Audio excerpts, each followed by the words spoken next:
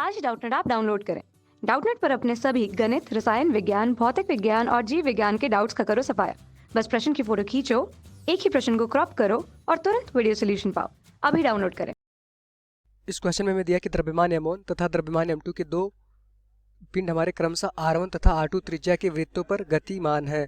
इनकी चालें हमारे चलिए लिखा है, इनकी चालें इस प्रकार हैं कि वे समान समय t में संपूर्ण वृत्त की गति करती हैं।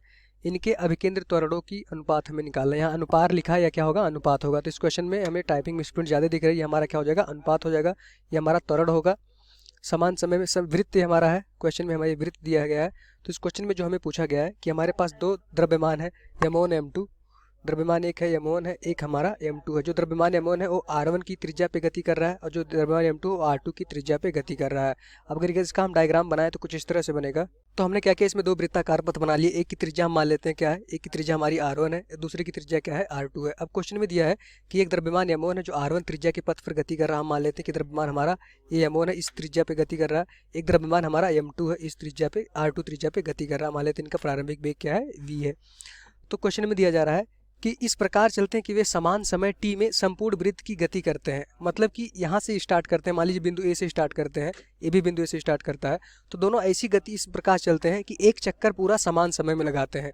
चाहे त्रिज्या r1 r2, ये हमें नहीं पता कि कौन सा बड़ा है, पर ये हमें क्वेश्चन में दिया है कि जो भी ये दोनों है ऐसी गति से चलते हैं कि एक चक्कर जब लगाते हैं, ये हमारा पहला जो कण है जो हमारा वृत्त r1 पे चल रहा है, वो हमारा जितने समय में एक चक्कर पूरा करेगा वही उतना ही समय में हमारा जो वृत्त m2 r2 पे गति कर रहा है कण, वो भी सेम समय में पूरा चक्कर लगा ले रहा है। मतलब कि दोनों वृत्त क्या कर रहे हैं, सेम समय में एक चक्कर पूरा कर रहे हैं। तो जैसा कि हमें पता है, जो अगर पूरा समय करने में जो भी t होता है उसकी वैल्यू क्या होती है, t की वैल्यू होती है 1/ओमेगा के बराबर। ओमेगा क्या होता है, हमारा कोणीय वेग। तो कोणीय वेग अगर देखेंगे, कोणीय वेग इस तरह से होता है कि t जो होता है समय समानुपाती होता है कोणीय वेग के। तो जैसे जैसे अगर हम देखेंगे कोणीय वेग अगर t यहाँ से देखेंगे तो किसके बराबर होता है, 2π/ओमेगा के। अब हम मान लेते हैं कि r1 त्रिज्या पे समय t1 लगा और r2 त्रिज्या वाले पे समय लगा t = 2π/ओमेगा।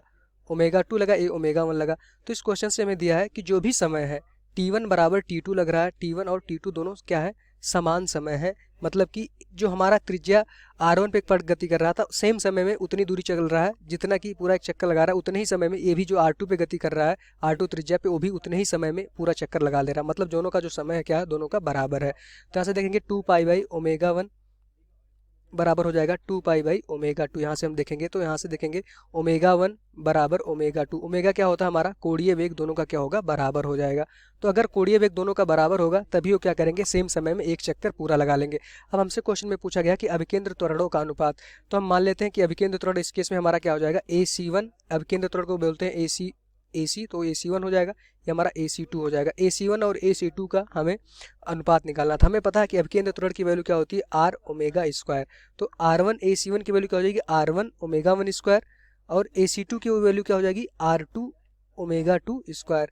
अब देखेंगे कि हमारा ओमेगा 1 और ओमेगा 2 क्या है, दोनों सेम है, क्योंकि ओमेगा 1 ओमेगा 2 सेम है। क्वेश्चन में दिया है कि सेम समय में एक चक्कर लगाते हैं दोनों, तो हमारा कोणीय वेग दोनों का सेम हो जाएगा।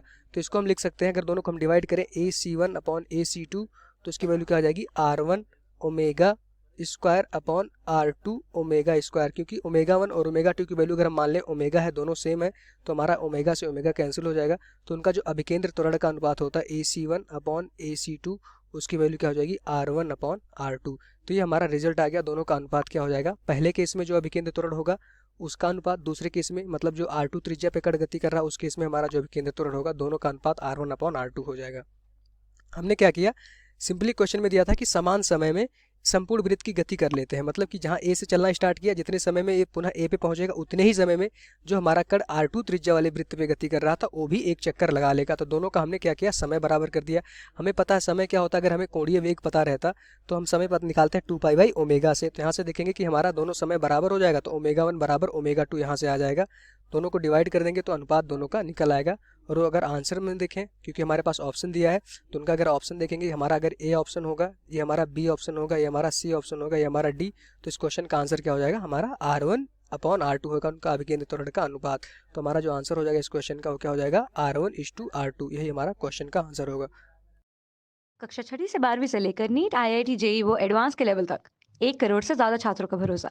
आज ही डाउनलोड करें डाउटनेट ऐप या व्हाट्सएप करें अपने सारे डाउट्स 8400 400 400 पर।